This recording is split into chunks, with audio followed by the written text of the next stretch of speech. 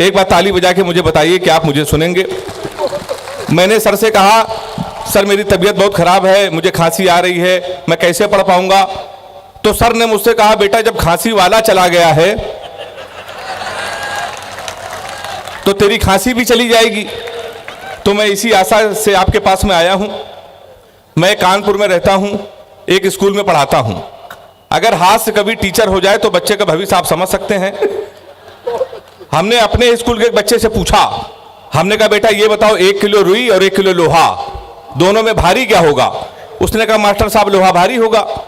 मैंने कहा बेवकूफ, मैं जो तुमसे कह रहा हूं कि 1 किलो रुई 1 किलो लोहा, जब दोनों 1 किलो है तो लोहा कैसे भारी होगा? उसका जवाब सुनिएगा।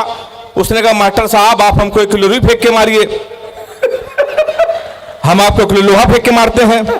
तालियां कमजोर है आपकी। हाँ, थोड़ी देर ऐसे सुन लीजिएगा, बहुत अच्छा लगेगा। आदरणीय विधायक जी बैठे हुए हैं।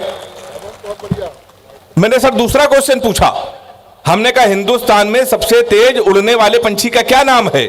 उसने जवाब दिया हाथी। हमने खड़े हो जाओ तुम्हारे बाप क्या करते हैं? उसने कहा योगी जी की बुलडोजर चलाते हैं। हमने कहा बैठ जाओ, हाथी सही जवाब। बहुत अच्छे।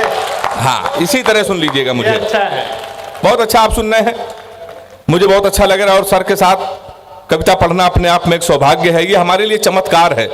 अक्सर सर के साथ रहते हैं लेकिन हर बार एक नई फीलिंग होती है कि सर के साथ बैठने का अवसर मिला। हम लोग वो कवि हैं, जब अपने शहर में कविता के लिए जब शुरू हुए थे तो शहर में अवसर नहीं मिलता था, पर सर ने उंगली पकड़कर पूरे हिंदुस्तान की यात्रा कराई। 4 पंक्तियां मुझे याद आती हैं, शैलेश भैया भी बैठे हुए हैं।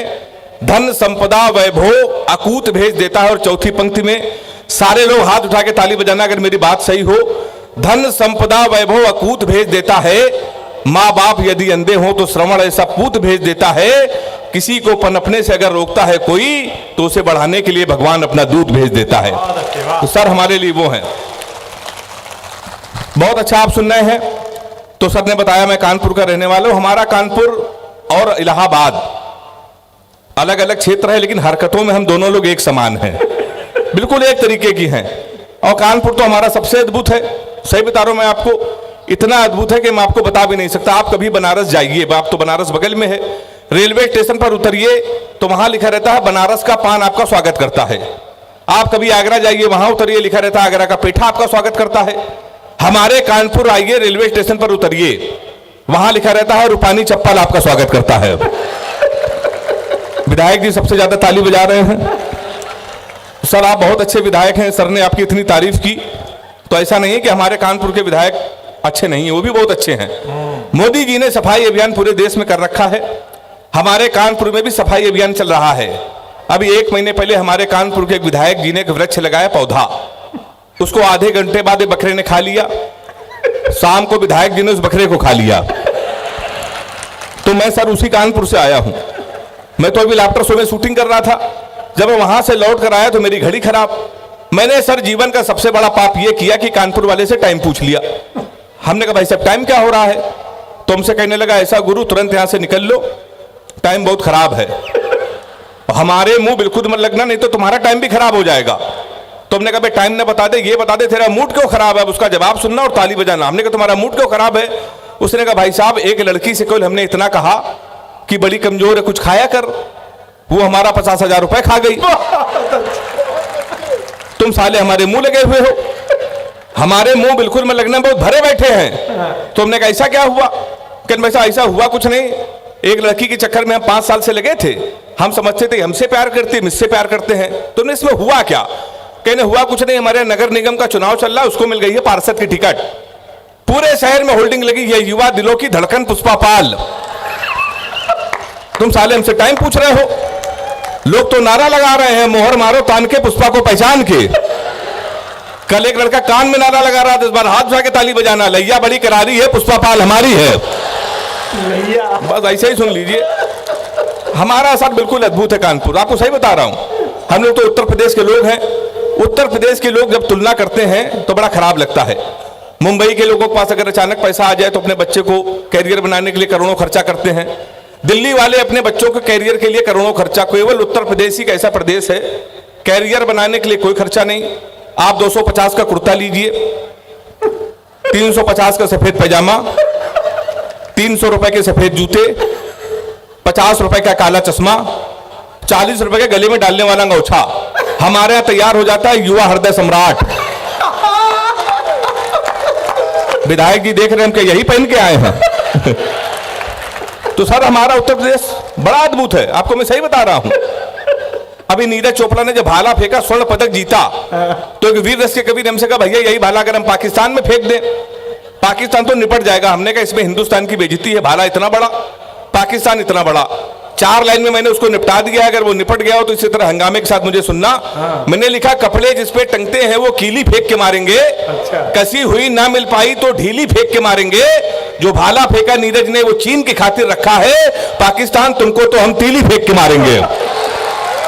क्या सुन रहे हैं आप, अद्भुत कर दिया है। सैल्यूट करता हूं आपको, मुझे तो बड़ा डर लग रहा था। तो आप समझ गए होंगे सर हमारा कानपुर कितना अद्भुत है। हम लोगों की हिंदी भी बहुत अच्छी होती है। जब अभी मैं कानपुर 1 महीने पहले जब गया तो एक लड़का हमको कई दिन से दिखा नहीं, फिर हमको दिखा। हमने कहा गुरु कहाँ थे? हमारा हिंदी पखवाड़ा चल रहा था, उसके ऊपर हिंदी सवार। हमने कहा गुरु कहाँ थे? तो हमसे कहने लगा पवित्र श्रावण मास में शकुनी वृत्तिवश कौरव पांडव धर्म कर्म अनुसरण में व्यस्त था। कुछ दिनों के लिए श्री कृष्ण जन्मभूमि में जाने का अवसर प्राप्त हुआ। 15 दिनों के लिए श्री कृष्ण जन्म स्थान में प्रवास करने का अवसर प्राप्त हुआ। बगल में उनकी वाइफ खड़ी थी, भैया ये जुआ खेल रहे थे, जेल में बंद थे। तो हमारा उत्तर प्रदेश आप समझ सकते हैं। बहुत अच्छे लोग बड़ी तुलना करते हैं सर, कह रहे हैं ये स्वर्ण पदक पंजाब के लोग जीतेंगे, हरियाणा के लोग जीतेंगे, तुम्हारे उत्तर प्रदेश के लोग प्रयागराज, इलाहाबाद, कानपुर कितने नकारा हैं। तो सर हमें बहुत खराब लगा। हमने कहा ऐसा नहीं है। हरियाणा के बच्चों में हमारे उत्तर प्रदेश के बच्चों में बहुत अंतर है। हरियाणा का बच्चा सुबह 4 बजे जगता है, सबसे पहले वो जाता है जिम, 4-5 घंटे जिम करता है, मॉर्निंग वॉक करता है, हिंदुस्तान टाइम्स पढ़ता है, 5-6 किलो फल खाता है, वो सो जाता है। शाम को 5 बजे फिर वो सो के उठता है, फिर वो जिम जाता है, फिर 2-4 किलो फल खाता है, वो सो जाता है। हमारे उत्तर प्रदेश के लड़के इलाहाबाद और कानपुर के 9:30 बजे सुबह सो के उठते हैं, वो भी तब जब उनका बाप उनको लतियाता है। सबसे पहले वो जाता है घर के नजदीक पुलिस चौकी, दरोगा जी के साथ एक सेल्फी लेता है, फेसबुक में पोस्ट करता है, नए चौकी इंचार्ज राम किशोर कनौजिया भाई साहब का सानिध्य प्राप्त हुआ। ताली हाथ उठा के बजाइए जोरदार अगर ऐसा होता है। यही होता है साहब। फिर वो सो जाता है। शाम को जब वो 7 बजे सो के उठता है, उसी दरोगा को प्रेशर में लेने के लिए स्पीकर खोल के फोन करता है, दरोगा जी नमस्कार, पहचाना? अब दरोगा समझता गुरु, उस समय तो इसके मुंह ना लगो, उस समय तो उसके लगी हुई है। वो दरोगा उसका फोन काट देता है। फिर वही दरोगा 12 बजे मारते मारते उसको थाने लेके आता है। अब की सेल्फी डालता है वो दरोगा, गुड्डू भैया 100 ग्राम चरस के साथ धरे गए। फिर गुड्डू भैया की होती रात भर कुटाई। 3 दिन बाद विधायक जी उसकी पैरवी करता है, फिर वो छूट के आता है, सेकेंड हैंड स्कॉर्पियो लेता है, शहर का सबसे बड़ा भंडारा करवाता है, फिर वो विधायक बन जाता है, कवियों के नीचे बैठ के सुनता है। ताली जोरदार बजाइए एक बार।